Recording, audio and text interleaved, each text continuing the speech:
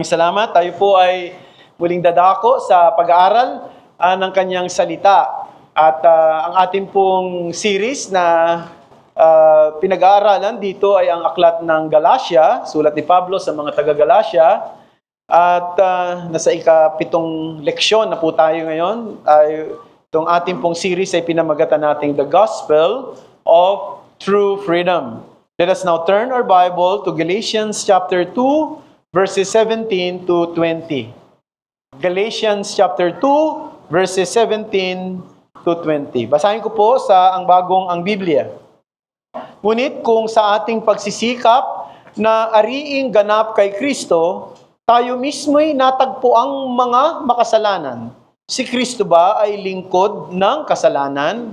Huwag nawang mangyari. Kung ang mga bagay na aking sinira ay akin muling itayo. Pinatutunayan ko sa aking sarili na ako'y suwail. Sapagkat ako sa pamamagitan ng kautusan ay namatay sa kautusan upang ako'y mabuhay sa Diyos. Verse 20. Ako'y ipinakong kasama ni Kristo at hindi na ako ang nabubuhay kundi si Kristo na ang nabubuhay sa akin.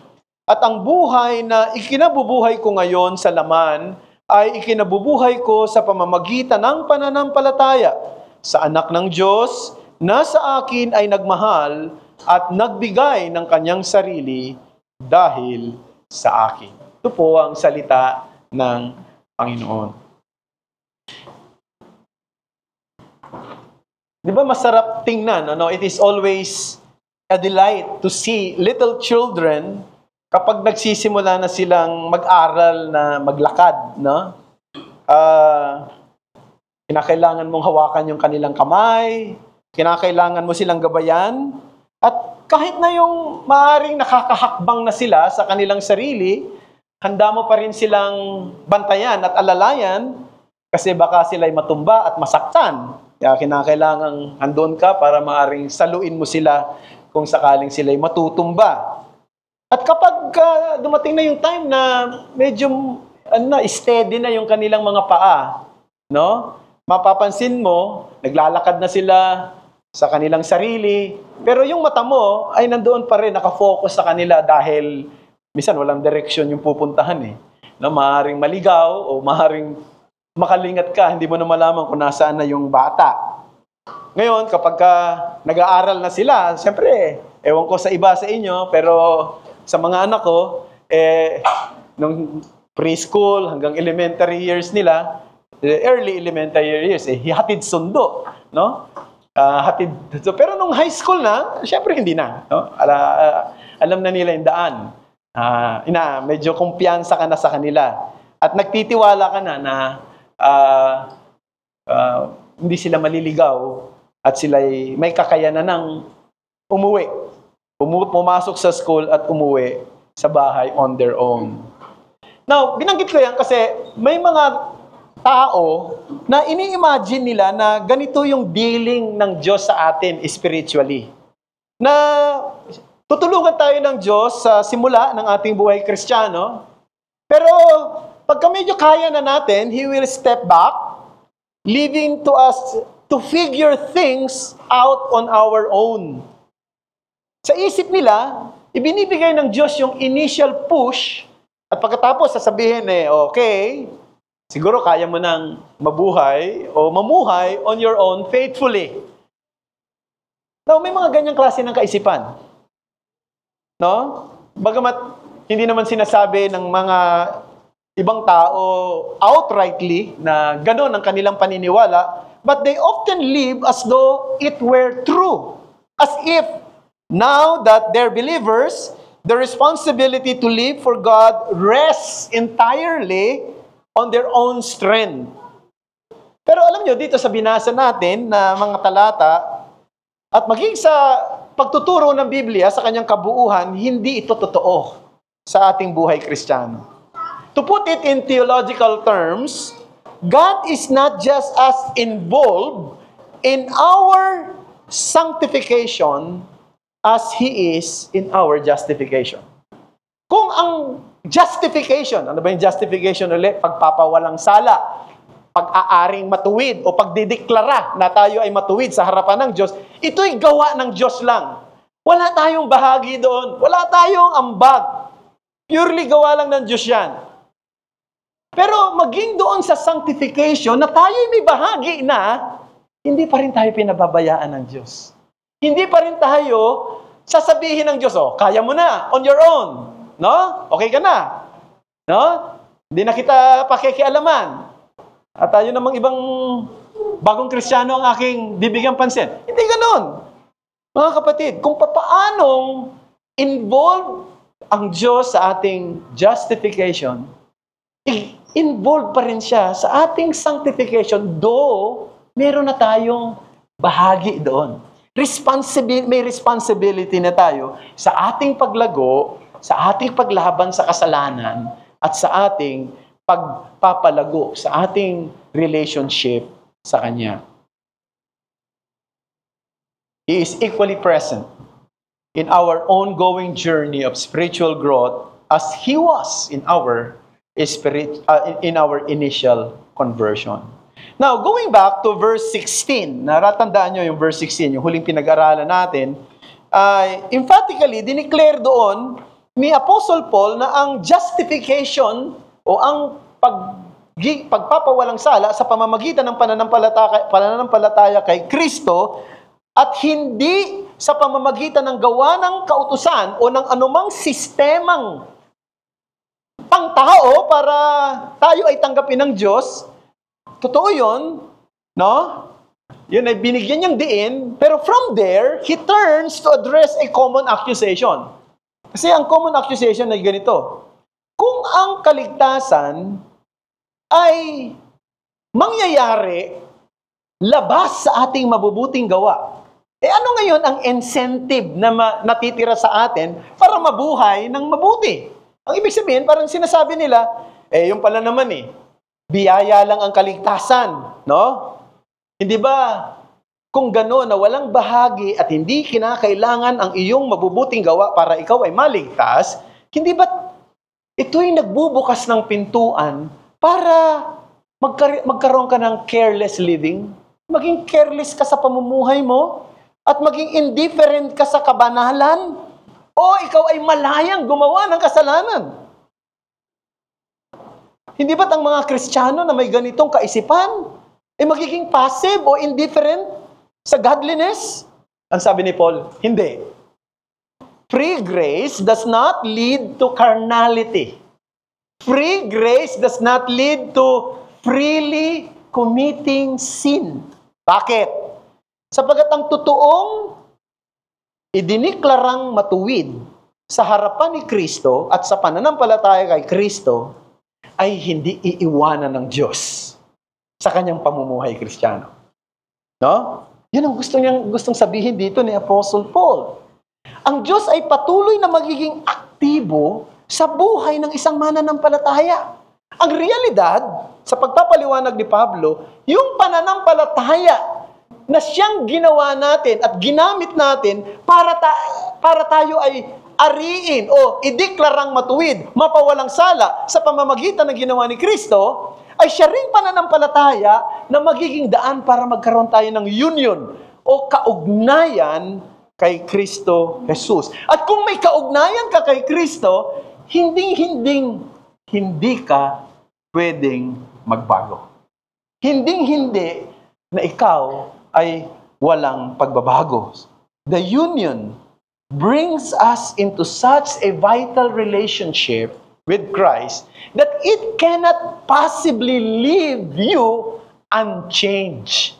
You will be changed. You will be transformed. That is the blessing.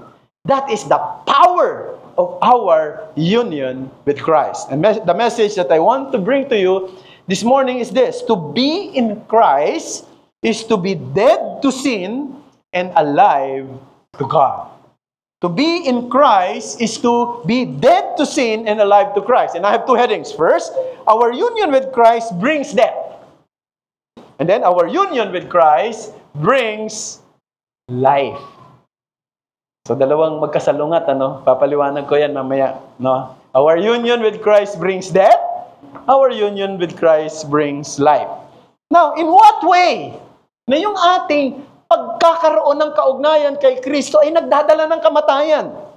Saan ito nagdadala ng kamatayan? Ito yung gusto kong ipaliwanag. It brings death to the law as a means of justification. It brings death to the law as a means of justification. Now, let me say at the outset, yung verses 17 to 19, kung inyo pong tiningnang maigi, at sana nga, binasa nyo maigi, habang binabasa ko, tinitingnan nyo yung Bible, hindi siya madaling intindihin, mga kapatid. At ang totoo, maraming commentaries akong binasa at nag-offer ng variety of interpretations at medyo nakakalito ng konti. Yet, as I look at the passage closely, it seems Paul is responding to the charges of the Judaizers. So, itong nangyayari dito, hindi pa rin inaalis ni Pablo yung kanyang pagsagot doon sa mga Judaizers, na yung mga pumapasok sa iglesia doon sa Galatia, ng mga kung tawagin na Judaizers, na ini-emphasize pa rin nila ang pagsunod sa batas bilang bahagi ng justification. That not only that man will not be justified by faith alone, but of course by faith in Christ and through obedience to the law of Moses. So, dito yung argumento parang ganito eh. Ang argumento nila, sana masundan nyo kasi minsan pagka medyo mahirap ang talata, nakaka-boring, ano? I hope that you'll try your best na magising. Yung argumento nila goes something like this. Kung ang isang tao ay na-justify kay Kristo, no?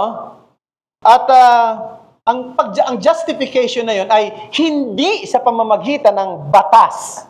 No? Parang isineset aside mo yung batas, hindi kaya ang isang mananampalataya ay parang nagiging pagano rin na walang batas. Di ba? Ang mga Hudyo, meron silang batas. No? Yung mga pagano, walang batas. Hindi nila alam yung commandments eh. Wala naman yung batas ni Moses sa kanila eh. Kung ang isang tao pala ay i-justify, idideklarang walang sala dahil lang sa pananampalataya kay Kristo at hindi sa batas, hindi nga parang pareho lang tayo ng mga paganong walang batas. Hindi ba parang makasalanan din tayo? At ang mangyayari, si Kristo ay magiging ahente ng kasalanan. Yun ang kanilang argumento, mga kapatid dito. No?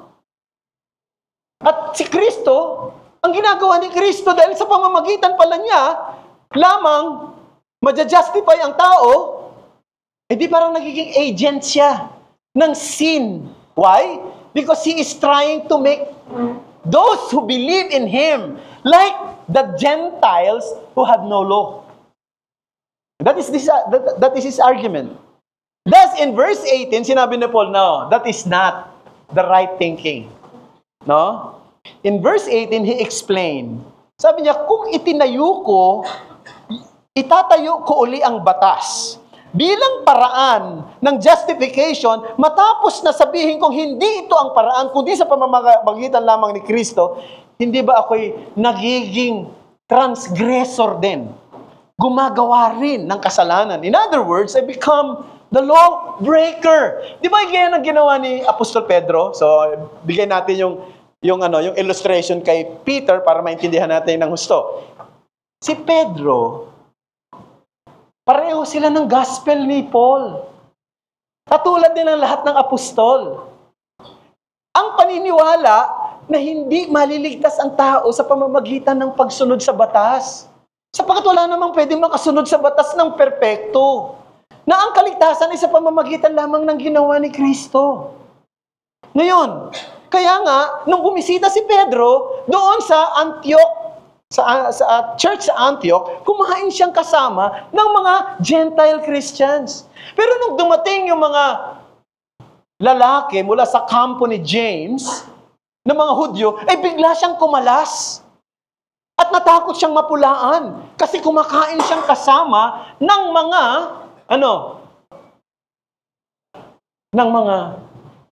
Gentile na walang batas. Eh parang ganun din ang mangyayari sa atin. Yung isang bagay na sinasabi mong hindi sa pamamagitan ng batas, ang kaligtasan ng tao, pagkatapos sasabihin mo ngayon, lumalayo ka doon sa mga Gentiles dahil, di parang sinira mo rin. Naging offensive ka rin sa harapan ng Diyos. To reinstitute the law as the basis of justification is an offense against God and His gospel. For if a person places himself under the law, he is obligated to keep it perfectly, and failure to do so bring only condemnation. Ang sinasabi ganito, parang, kailangan natin ng batas. Pero, hindi ito ang paraan ng kaligtasan. Hindi ito ang paraan, kundi ang pananampalataya lamang. At hindi ibig sabihin na hindi sa pamamagitan ng batas ang kaligtasan, ay siniset aside na natin ang batas. Siniset aside natin ito sa paraan ng kaligtasan, pero hindi natin siniset aside ito sa paraan ng pamumuhay. Kaya nga, sinabi ni Paul, verse 19, I died to the law. Diba? Verse 19. By this he means that he died to the law as the means of justification. The law can no longer condemn him, nor it can serve as the ground of his acceptance before God. Now, Paul is not saying law is not important. Now, hindi siya nag-advocate ng tinasabi ng mga theologian ngayon na antinomianism. Narinig nyo na yan, Antinomianism. Ibig sabihin, anti-law. Wala nang batas. Nire-reject na yung batas. Yung 10 utos. No. Rather, he rejects the misuse of the law. Ang misuse ng law, ng marami ganito. Parang yung law, parang ladder. Yung bang, di ba? Para siyang hagdanan patungo doon sa pagkakaroon ng favor ng Diyos. Ang law, hindi siya dinisenyo para i-justify ang makasalanan. Ang law ay dinisenyo para i-expose ang isang makasalanan. Parang walang pinagkaiba yan sa salamin. Di ba, pag tumingin ka sa salamin, nakita mo may dumi yung mukha mo. No? Ano sinasabi ng salamin? Ine-expose ng salamin yung dumi mo. Pero hindi kayang tanggalin ng salamin yung dumi. Tama ba? Ano sinasabi ng salamin? Tinuturo ka ng salamin doon sa lababo. Para maghilamos. No? Tama ba yan? Di parang sinabi ni Pastor Exley doon sa paliwanag niya sa Lord's Supper, yung Lord's Supper, parang sign. Hindi siya nakakapagligtas. At hindi siya yung tawag nito, paraan ng kaligtasan. Tinuturo ka doon kay Kristo na siyang dahilan ng lahat. No? The same also is true. Yung batas, hindi siya nagliligtas. Sinasabi niya, ikaw ay nangangailangan ng kaligtasan. Ikaw ay makasalanan.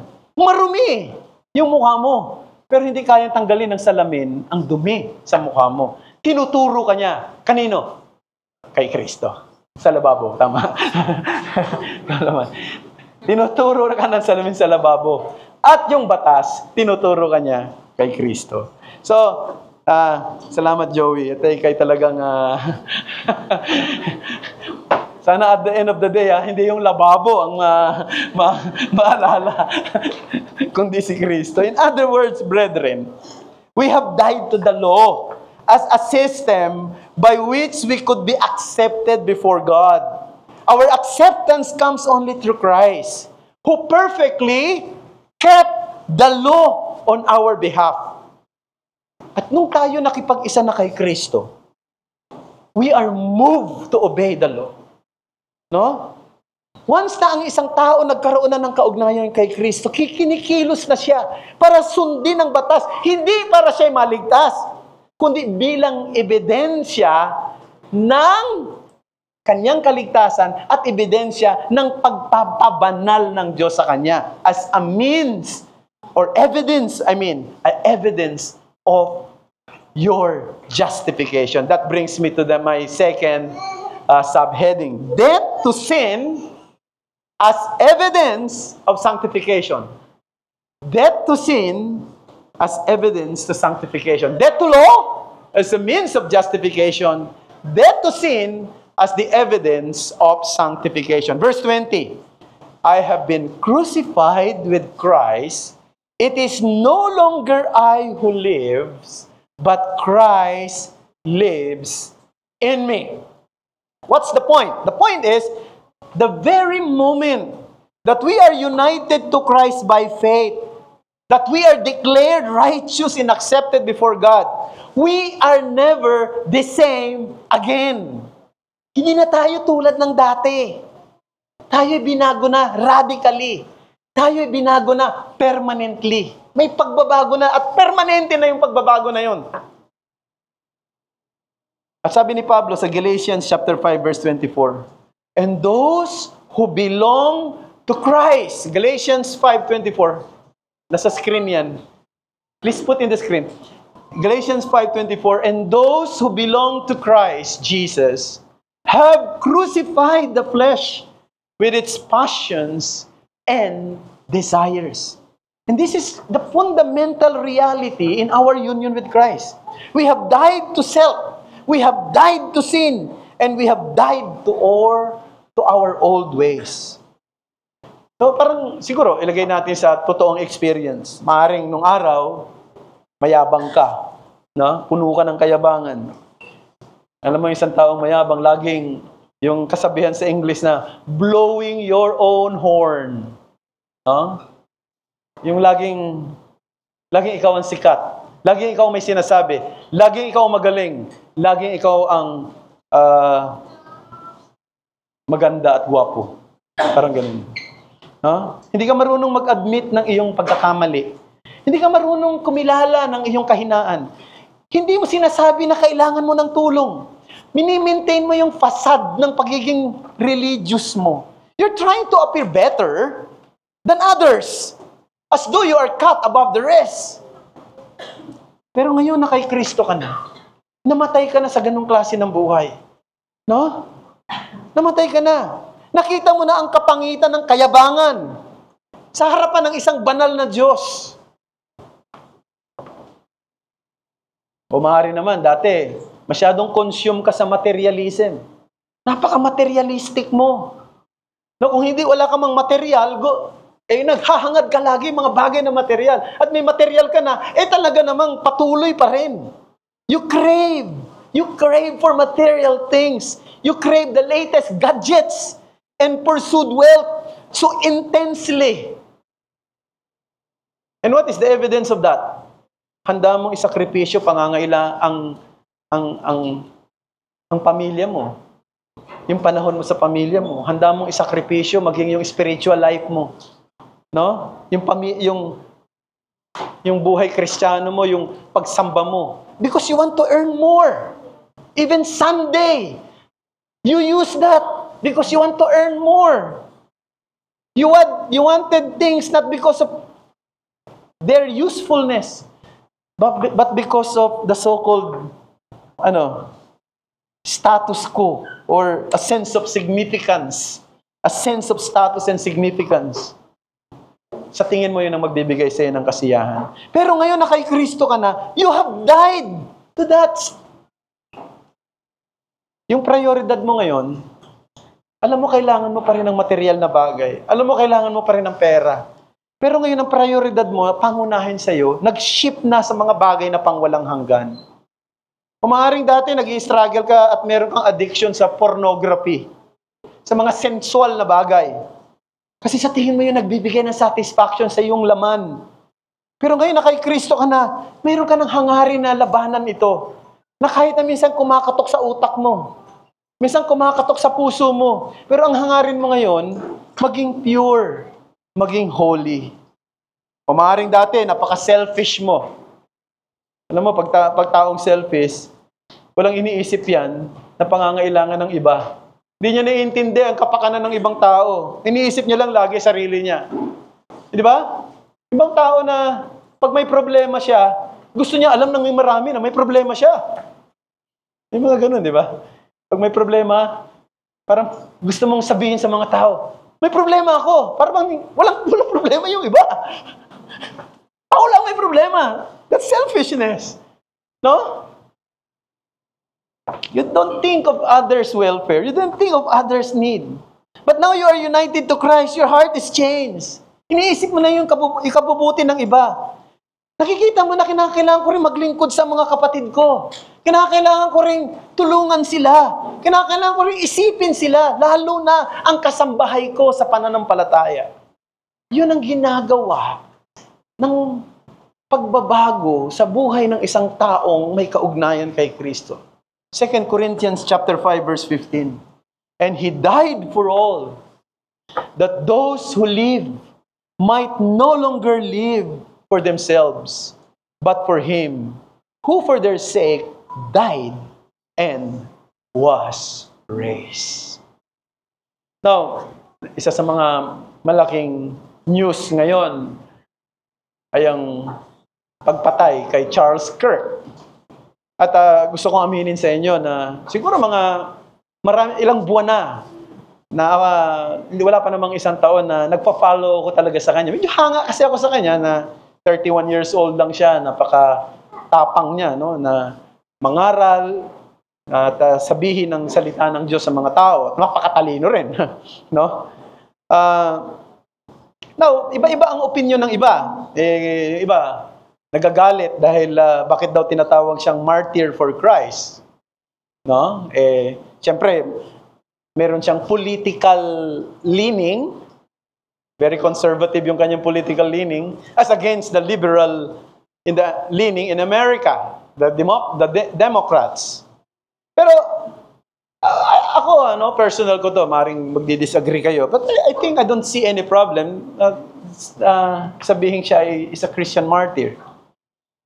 Kasi sa kabila ng kanyang popularity at ng kanyang strong advocacy na mag-provide sa mga voters, ng mga resources to support conservative candidates, hindi siya nahihiya na sabihin Kristiyano siya. At hindi rin siya nahihiya na ituro yung ebanghelyo ng tama. No? At sa kanyang kabataan, at his age of 31, no? Lagi niyang sinasabi kung paano binago ng Diyos ng ebanghelyo yung buhay niya. At sabi niya, ang ultimong kailangan ng tao ay si Kristo. And he believes that Americans, of course, should vote Republican rather than support the liberal Democrats because of their position sa abortion and other principles na unbiblical.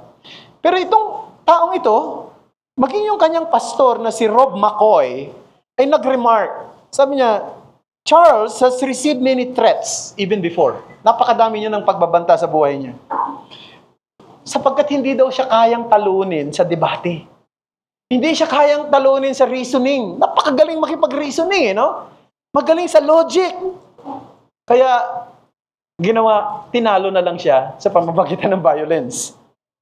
Pinatahimik sa pamamagitan ng bala. Pero gusto ko makita natin yung deep transformation sa isang kabataang tulad niya, sa isang totoong mananampalataya, dahil sa kanyang kaugnayan kay Kristo, na handa siyang mamatay para rito. At palagi ko dapat ganito rin tayong mga mananampalataya.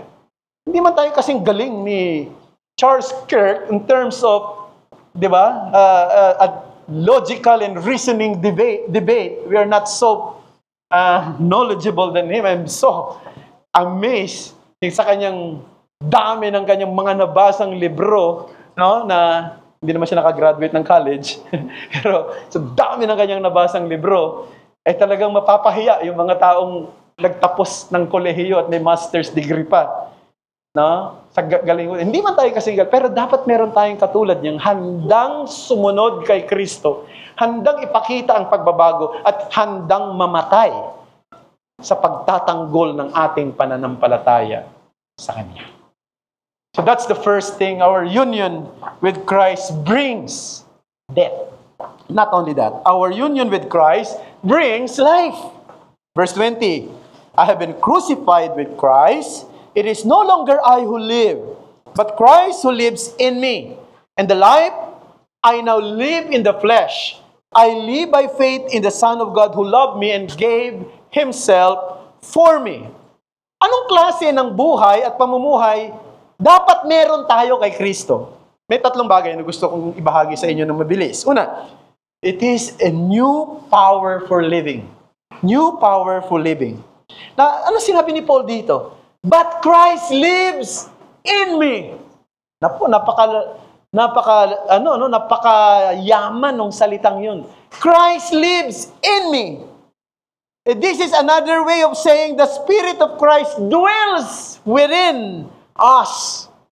Christ is within me, within us. Yung pagsama ng Espiritu ni Kristo, yung sa buhay ng isang totoong Kristiyano, sa panloob ng kanyang pagkatao, ang siyang nagbibigay ng kapangyarihan para lumaban sa kasalanan, para lupigin ang takot, para sansalain ang mga bagay na humahadlang sa kanyang paglilingkod, para ipakita ang bunga ng Espiritu na sinasabi sa Galatia Kapitulo 5. Ano yun? Pag-ibig, kagalakan, kapayapaan, pagtsatsaga, kabaitan, kabutihan, katapatan, kahinahunan, at pagpipigil sa sarili. Now, hindi ibig sabihin na tayo ay magiging isang perpekto, blameless, sinless, free from temptation. Hindi. Natutukso pa rin tayo. Pero hindi ibig sabihin wala tayong lakas at kapangyarihang lumaban. Sapagkat Christ lives in us. Christ lives in me. Ibig sabihin, we have now the power to fight sin. It reminds, the Spirit of Christ is reminding us, convicting us, strengthening us, and persuading us, hindi lamang lumaban sa kasalanan, kundi magsisi kung tayo ay nagkakasala. New power for living. Number 2, new perspective in living. New perspective in living. Anong sabi ni Paul? And the life I now live in the flesh, I live by faith in the Son of God. Now, our new life is lived by faith in Christ. Now, may iba, minimisinterpret nila ito na parang bang passive, no? Sabi dito, di ba? The life I now live in the flesh, I live by faith in the Son of God. So, yung iba, ginagamit nila ito na parang sinasabi, si Kristo na ang mabubuhay para sa iyo. No? Wala ka nang gagawin. Hayaan mo nang si Kristo mabuhay para sa iyo. Yung ba turo ng Bible? Ha? Pero alam nyo, mga kapatid, lumabas ang isang theological belief dyan na kumalat. Nagsimula sa Inglaterra, yung tinatawag na higher life. No? Yung higher life, ito yung paniniwala na let go and let God. Ang sinasabi nun, kapag nag-surrender ka daw ng buhay mo kay Kristo, hayaan mo na siyang kumilos, hayaan mo siya, wala kang nang gagawa. Hindi yan ang totoo. Ikaw pa rin ang dapat mamuhay. Ikaw pa rin ang dapat kumilos. Malaking pagkakamali na maging passive tayo. Hindi tayo tinatawag ng Diyos sa isang passive living. Tinatawag tayo ng Diyos sa isang active obedience. Ang ibig sabihin lang noon, nung binasa natin dito, na tayo ay nabubuhay sa laman, ngayon ay fully dependent tayo kay Kristo. Ibig sabihin, meron pa rin natural na tibok sa puso natin yung mga bagay na kasalanan. Di ba may hinihila pa rin tayo sa katamaran, hinihila pa rin tayo sa kaduwagan, hinihila pa rin tayo sa takot, sa pangamba, sa kabalisahan, sa kalituhan. Meron pa rin tayong desire minsan sa mga bagay na makamundo. Pero sa pamamagitan ng pananampalataya, ay meron na tayong kakayanang magsabi ng no! Doon sa mga impulses, doon sa mga tinitibok, doon sa mga pulso ng kasalanan na nandito pa sa ating pagkatao, sapagkat si Kristo ay nasa atin na. Yun ang sinasabi niya. Parang halimbawa lang natin sa Bible. Maraming halimbawa sa Bible kung babasahin niyo yung Hebrews chapter 11. Ano yun? Yung mga heroes of the faith, di ba? Halimbawa, si Moses. Si Moses ay nakatira sa palasyo ng Ehipto. Sa tinitirhan ng pinakamataas na tao sa kanilang lugar. Nabubuhay siyang marangya. Pero sinasabi, sa pananampalataya, he said no to the treasures of Egypt in order to say yes to the reproach of Christ and to be with God's people. Mas ginusto niya pa na sumama doon sa mga kababayan niyang mahirap ang buhay kaysa manatili sa kayamanan ng Ehipto sa pamamagitan ng pananampalataya. Ang ibig sabihin, hindi mo kayang gawin yon. Ipagpapalit mo ba yung, di ba? Ang ganda na, ang rangya na ng buhay mo, biglang sasama ka pa dito sa mga taong katulad nito na matitigas din naman ng ulo. No? Pero ginawa niya yon sa pamamagitan ng pananampalataya. Si Joshua, sigurado ko may natural cowardice ito si Joshua eh. Meron siyang natural na kaduwagan. Kaya anong sinabi ng Diyos sa kanya? Joshua, magpakalakas at magpakatapang ka. Yan ang sinabi sa kanya, di ba? Paalala sa kanya lagi yan. At sa pananampalataya, ginawa niya yun. Kanyang pinangunahan ang bayan ng Israel sa pakikipagdigma sa mga kalaban nila sa Kanaan. Si Joseph, no? Sa pamamagitan ng pananampalataya, nasabi niyang no. Dito sa ino-offer ng asawa na may Potipar sa kanya na makipag-niig sa kanya sa isang makasalanang paraan sapagkat mas gusto niyang piliin ang kabanalan sa pananampalataya. Hindi niya ginagawa yon sa kanyang sariling lakas. Si Abraham, sa pananampalataya, iniwan niya yung comforts doon sa homeland niya sa Ur, no, sapagkat nakatingin siya doon, sabi, sa isang bayan na makalangit na ang builder at ang architect ay Diyos. Si Noah, di ba? Ang hirap din ng buhay ni Noah. Di ba sabi siya ay nangangaral, pero hindi siya pinakikinggan. Maaari siya ay nililibak ng mga tao sa kanyang ginagawa. Isipin mong gumawa ka ng arko sa bundok. Anong gagawin mo dyan? No? I mean, madali nating intindihin ngayon dahil tapos na ang kwento. Pero isipin nyo, ilagay nyo yung sarili nyo sa panahon niya. Na wala namang bagyo. Na wala namang ulan na katulad ng ulan na meron tayo ngayon. No? At gagawa ka ng arko, hindi sa dagat. Nilagay pa sa bundok. Nilagay pa doon sa isang lugar na yan. Hindi naman nilagay doon sa dagat yung arko. Pero nalabanan niya yung panlilibak ng kanyang henerasyon. Na itayo niya yung arko na siyang nagsalba sa sangkatauhan. No? This is what it means to live by faith in the Son of God.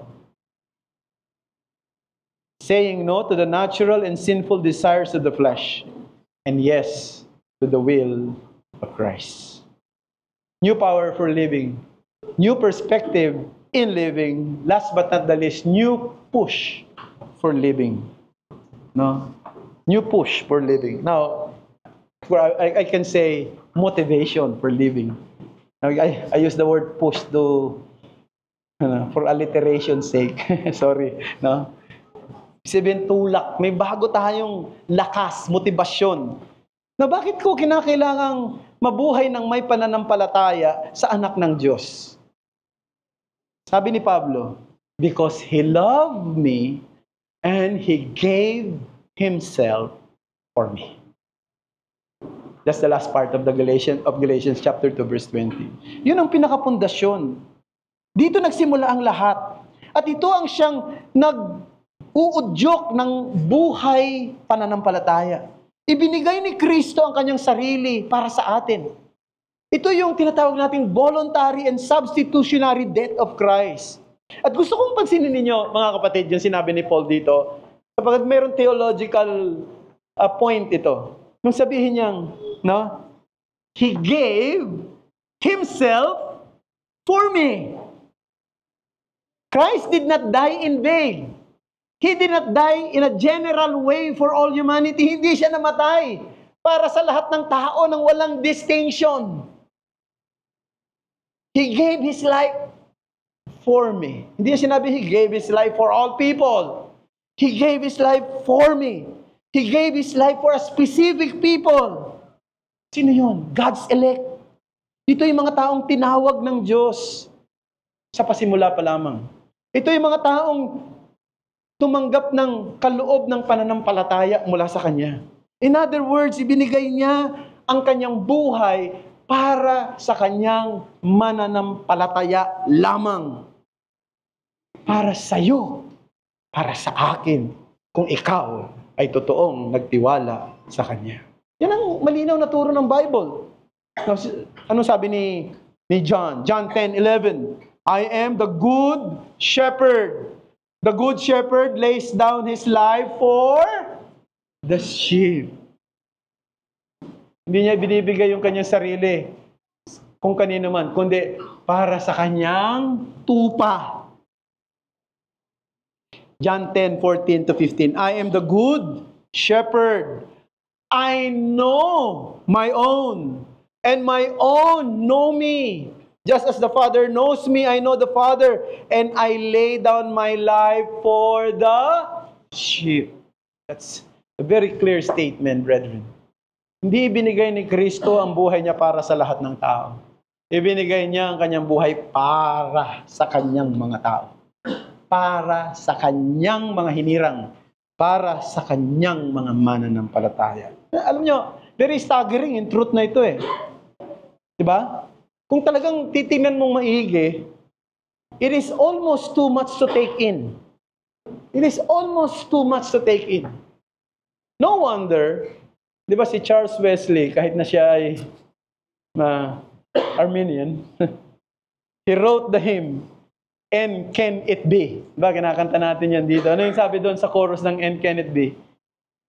Amazing love, how can it be that thou, my God, shouldst die for me? If this is true, brethren, if Christ loved us and gave Himself for us, paano hindi tayo tutugon ng paglilingkod bilang bahagi ng ating pasasalamat? Paano ipopromote natin ang kasalanan?